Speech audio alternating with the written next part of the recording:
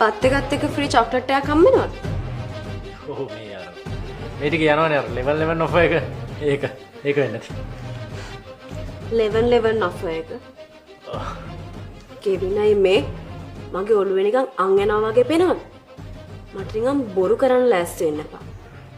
කියන්නේ කවුද මේ බත් එක එව්වේ? කවුරුත් එව්වේ නෑ මේ මගේ එක මම ඕඩර්නේ කරේ නේ.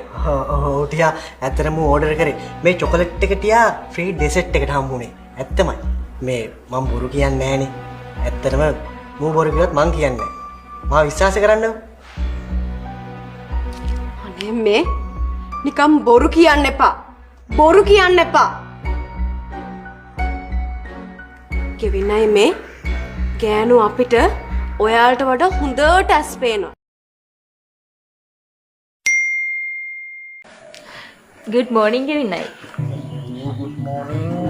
දැන් නම් කෑම එකක් ගෙනාවා කියන්න එපා. අනේ නේ. ඔයාට මාව පේන්න බැරුව ඇති. හැබැයි කෑමත් එක්ක තරහ වෙන්න හොඳ නැහැ. හරි. ඒක හොඳ නැති දෙයක්. මට මේ කෑමත් එක්ක ඇති තරහක් නෑ අනේ. මට වා මේ කරන වැඩ තමයි පෙන්වන්න බැරි. නිකමට හරි අපි ටියාට මාට් වුණොත් අපි දෙන්නම ඉවරයි. බය වෙන්න එපානේ. එහෙම වුණොත් මං ටියාට කියන්නම් ඔයා ටියාගේ හින්දායි මං ඔයාට කෑම එකක් ගෙනල්ලා දුන්නේ කියලා. එයා මං ගැන වැරදිට හිතන එකක් නෑ. මේ විකාර කියවන්න එපා චාරු. වා දන්නවනේ ටියාගෙන. යාට හැම පැත්තෙම ඇස්කන් තියෙනවා. යාට මේම හැරෙද්ද කියන්න පුළුවන් අපි මොකටද හැරෙන්නේ කියලා. අනේ අයියෝ මෙන්න මෙයාගේ තියෙන බය වෙන්න එපානේ. ටියාට අහුවෙන්නේ නැහැ අපි දෙන්න.